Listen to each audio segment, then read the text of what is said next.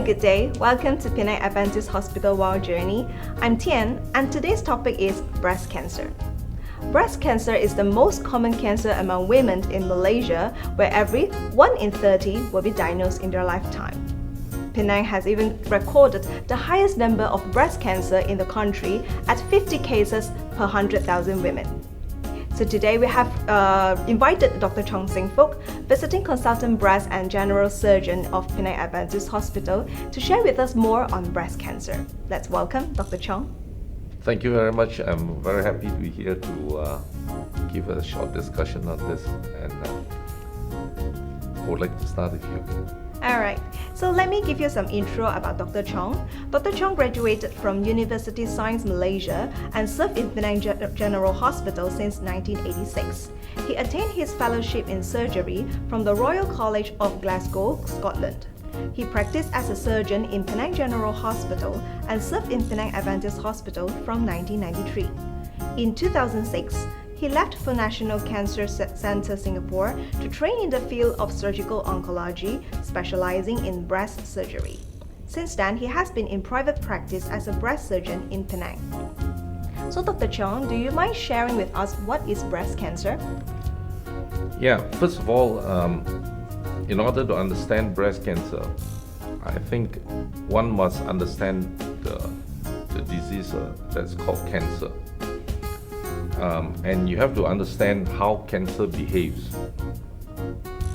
Now, for every human being, we have many organs, and each organ functions to keep us healthy.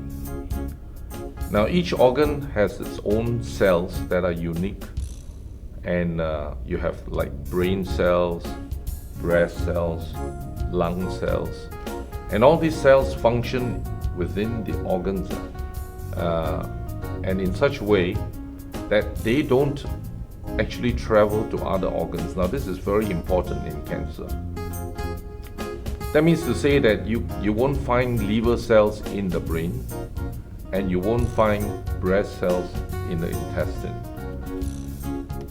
But when we look into the problem of cancer, like we're talking about breast cancer now, breast cancer is not unique. It's just another form of cancer. And when we say cancer, we say that there must be a group of cells within that organ, let's say within the breast, that have turned abnormal. And not only do they turn abnormal, they turn powerful, and in a bad way. If you take those cells and look into the microscope, they don't actually look normal. In fact, they look very different from the cells that are found in that organ. So, breast cancer cells don't actually look like breast cells, the normal breast cells. And the problem is that these breast cancer cells will finally multiply, and they multiply much faster than all the other breast cells. The cancer cells grow so fast that they take over the entire breast and destroy the breast. And then you have these breast cancer cells that can actually peel themselves off and travel in the blood circulation, the lymphatics, to other organs, to destroy the other organs. And of course, in the end, the person's life is in danger because of these breast cancer cells. So this is how cancer behaves, and in this topic we're talking about is actually breast cancer. I see. So what are the causes or the risk factors for breast cancer? Actually, there is a difference between risk factors and causes. If we say that somebody has got risk factors to a certain disease, we're saying that there's something that is associated with the person that can make the person have more chances of getting that disease. So, but not necessarily if you have the risk factors, you will certainly get that disease. No, that's not the case. You just have a higher chance of contracting the illness. But I often like to divide risk factors into two groups so that you will get an idea that The first group of risk factors are those risk factors that you can actually try to avoid. For example, try not to get fat, obesity, and if you happen to be already menopause, try not to have a high BMI, body mass index.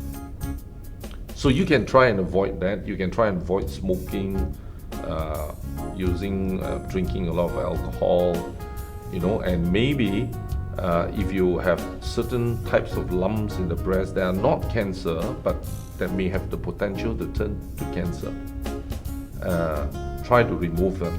Don't leave them in there for too long. Of course, then there are again many different types of risk factors that you find that you cannot avoid.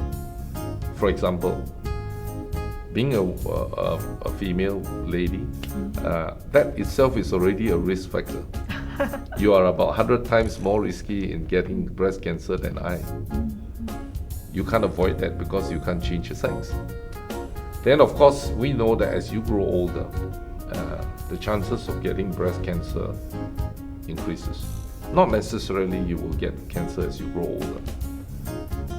Of course, if you have somebody has menstruation that starts off at an early age, you can't control that.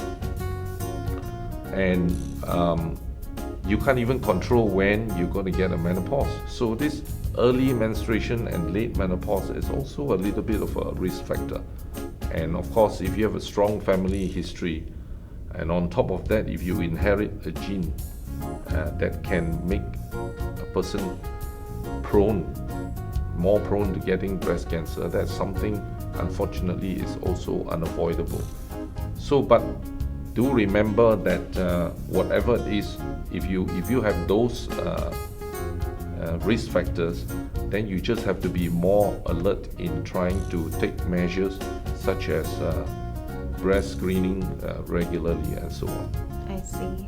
So what are the common symptoms that you have when you have this breast cancer?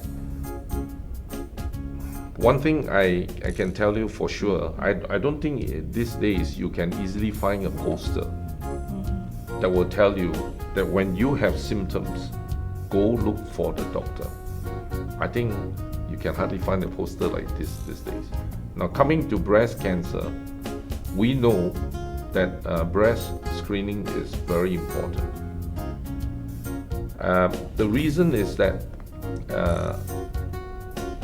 most of the time, people tend to want to notice and see if there's a swelling in the breast, whether the skin or the nipple is retracted, sort of sunken in, and then sometimes they think that breast cancer symptom is ulceration, etc.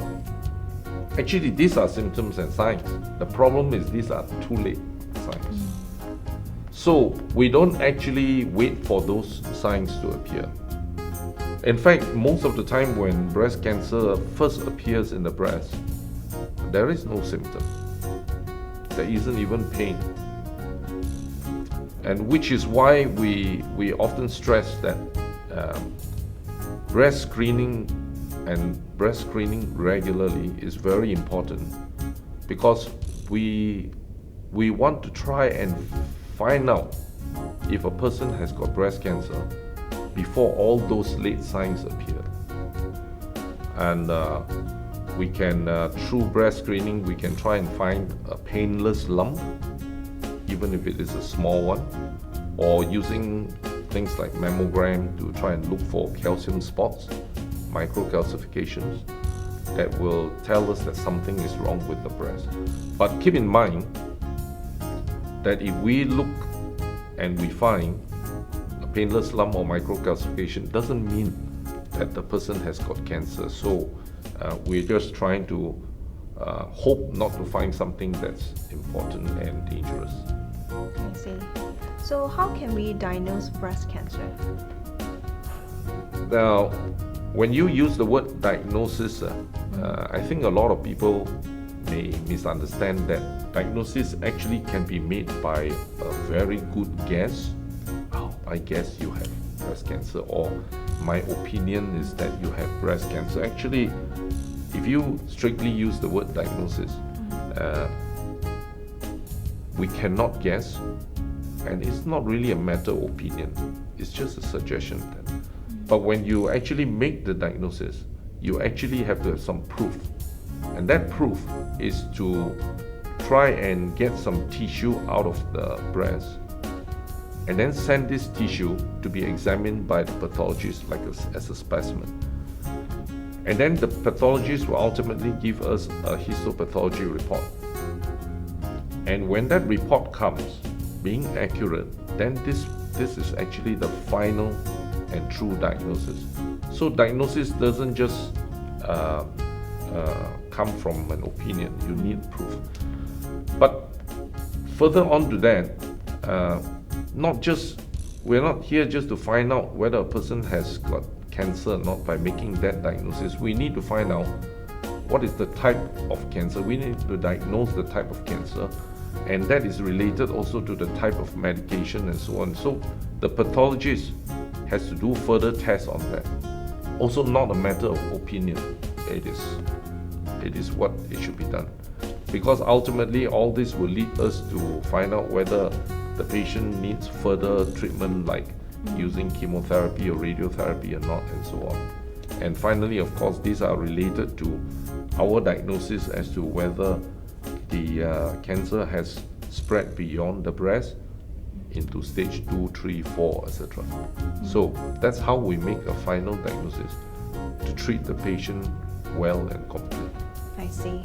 So once a patient is being diagnosed having breast cancer, what are the treatment options that he or she has? Okay, yeah. Actually, treatment of breast cancer is not so easy as a lot of other illnesses. It's just a bit more complicated. When we treat a patient who's suffering from breast cancer, we actually need the help of 2 or more specialists, a surgeon, medical oncologist who gives chemotherapy, and a person who's there to give radiotherapy, for example. So the option is actually quite standardized, but not so easy, a bit complicated. But for each patient, the treatment option is actually very different depending upon whether the patient is having this type of cancer, this type of breast cancer, or the other type, and whether the type is aggressive or not aggressive, and so on, because this actually helps the 2 or 3 specialists to decide should they just do surgery on the breast cancer, or should they include chemotherapy, radiotherapy, target therapy, which is also another type of medication. And the combination of all these so-called options or modalities will actually help to improve the patient's condition. I see. So on all the treatment options that Dr. Chong, you mentioned just now, is there any side effects? Yeah. Basically, if you think about it, if you come in to do a treatment and you find that the person starts telling you about the list of side effects, before long you walk out because you'll be so frightened. Side effects are always there, but I think there are 2 points we need to understand is that being a long list of side effects, we need to understand that there are certain side effects that are not important. There are certain side effects that are, life-threatening. And so, initially we'll counsel the patient to tell them that, in surgery, for example, we are more worried about things like pain, infection, a bit of bleeding, which can be controlled. And then if you happen to need chemotherapy, you will probably face a bit of hair loss and low blood counts and all this. If you go for radiotherapy, we are more worried about skin injury and probably a little bit of organ related radiotherapy effects. But we'll try and make the patient understand that although there are so many side effects listed down, not all of them actually happen or occur.